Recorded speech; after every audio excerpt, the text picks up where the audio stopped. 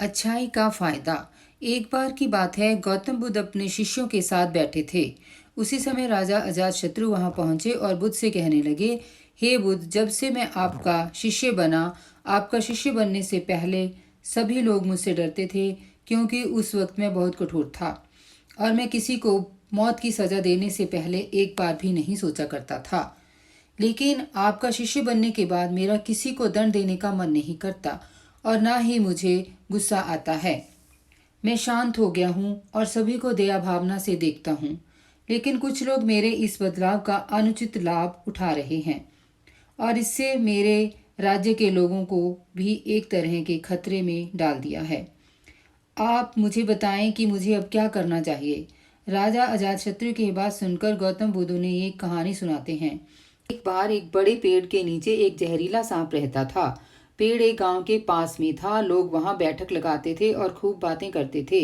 लेकिन जब से उस पेड़ के पास उस सांप को देखा गया, तब से लोगों ने वहां जाना बंद कर दिया।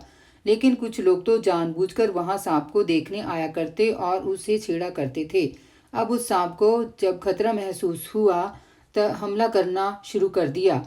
वह सांप अब अपने क्षेत्र में लोगों का आना भी बर्दाश्त नहीं करता था, जिससे गांव के कई लोगों की जान जाने लगी। इस तरह पेड़ के आसपास जब भी कोई हलचल होती तो सांप वहां आ जाता और हमला कर देता। सांप की दहशत अब पूरे गांव में हो गई। अब लोगों ने बिल्कुल ही उस पेड़ के पास जाना बंद कर दिया। एक दिन एक साधु उस गांव से गुजर रहा था। तभी उस साधु की नजर उस विशाल से घने वृक्ष पर पड़ी, जिसके नीचे वो सांप रहा करता था। घने पेड़ को देख साधु के मन में विचार आया कि चलो वृक्ष की इस ठंडी छांव के नीचे बैठकर कुछ देर ध्यान लगाया जाए। उसी वक्त गांव के कुछ लोग अपनी गाय लेकर घर की ओर जा रहे थे। तभी उन लोगों की नजर उस साधु पर पड़ी, जो कि उसी पेड़ की तरफ जा रहा था।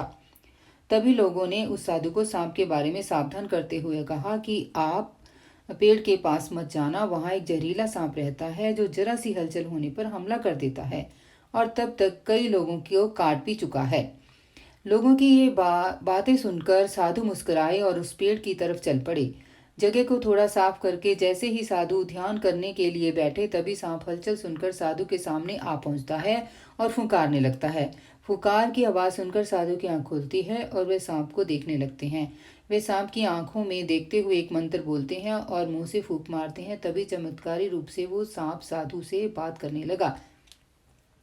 अब दोनों एक दूसरे की भाषा को समझ सकते थे। सांप साधु को कहता है, हे मनुष्य, क्या तुम मुझसे नहीं डरते? क्या तुम नहीं जानते ये मेरा क्षेत्र है और यहाँ आने की किसी की हिम्मत नहीं? साधु ने करुणा से कहा, इसमें डरने की क्या बात है? मैं किसी चीज से नहीं डरता, क्योंकि जब मैं जीने का लोभ ही नहीं रखता तो मृत्यु से क्या डरना। सांप साधु की ये बात सुनकर चौंक गया, क्योंकि सांप की इससे पहले ऐसे लोगों से मुलाकात नहीं हुई थी जो उसको मारना चाहते थे या उससे डरकर भाग जाते थे। लेकिन वे ऐसे व्यक्ति से कभी नहीं मिला था जो उससे नहीं डरता। सांप साधु से इतना प्रभावित हुआ कि वे साधु के चरणों में पड़ गया और बोला, हे प्रभु, आप बिल्कुल सही कह रहे हैं। आज तक मैंने जो कुछ भी किया अपनी जान बचाने के लिए किया है। अपने क्रोध के चलते ना जाने कितने निर्दोषों की जान भी ले ली। इसके बाद साधु सांप को बहुत सी बातें समझाकर वहां से चला गया। साधु की बात से प्रभावित होकर सांप ने निश्चित किया कि आज से वह किसी को नहीं काटेगा और अपने क्रोधी स्वभाव को त्याग देगा। दूसरों को काटना बंद कर देता है। लेकिन इसका नतीजा उल्टा निकलता है। जब लोगों ने देखा कि सांप ने लोगों को तो काटना बंद कर दिया है, तो लोग उसका फायदा उठाने लगे और उससे दूर भागते थे। वो उसके पास आने लगे और सांप को परेशान करने लगे। बच्चे उस पर पत्थर फेंक कर मारने लगे, जिससे सांप आए दिन हमेशा परेशान और घायल रहता था। वह बहुत दुखी था, क्योंकि वह अपने जीवन का सबसे कठिन समय बिता रहा था। एक बार वह साधु फिर से उस गांव में आए। वे उसी पेड़ के नीचे बैठ गए। तभी साधु की नज़र जब दयनीय हालत में पड़े उस सांप पर पड़ी, तो साधु ने उस सांप से पूछा कि मित्र, तुम्हारी ये हालत कैसे हो गई? तुम इतने घायल और इतने दयनीय स्थिति में कैसे आ गए? सांप ने कहा, जब से आपने मुझे अपने हिंसक स्वभाव को छोड़ने के लिए कहा, तब से मैंने निश्चय किया कि अब मैं किसी पर हमला नहीं करूंगा। मैंने क्रोध करना छोड़ दिया और शांति को अपना लिया, जिसका नतीजा ये हुआ कि लोग मुझे परेशान करने लगे, दुर्व्यवहार करने लगे। क्योंकि कोई पत्थर से मारता है तो कोई डंडे से पीट कर चला जाता है।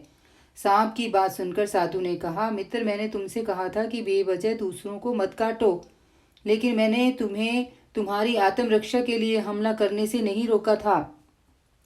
कहानी सुनाने के बाद बुद्ध ने राजा से कहा, हे राजन, तुमने भी मेरी बात गलत तरीके से अपनाई। मैंने आपसे अपने कर्तव्य को छोड़ने के लिए कहा था, किंतु आप अपने कर्तव्य से भी विमुख हो गए। आप एक राजा हैं, अंतपूर्ण रूप से साधु की तरह व्यवहार करना आपको खतरे में डाल सकता है। तुम्हें सिर्फ अंदर से साधु की तरह रहना था और बाहर से राजा की तरह, ताकि जरूरत पड़ने पर खुद की, प्रजा की और राज्य की रक्षा कर सको। इसलिए कभी किसी को अपना फायदा मत उठाने दो। लोगों को उसकी मर्यादा में रहने के लिए खुद को परिस्थिति के अनुसार बदलना सीख जाइए, अन्यथा आपका हाल ही उस राजा व सांप की तरह हो जाएगा। जिस तरह से एक जलता हुआ दिया हजारों लोगों को रोशनी देता है, वैसे ही खुशियां बांटने से आपस में प्यार बढ़ता है। खुशियां हमेशा बढ़ती हैं।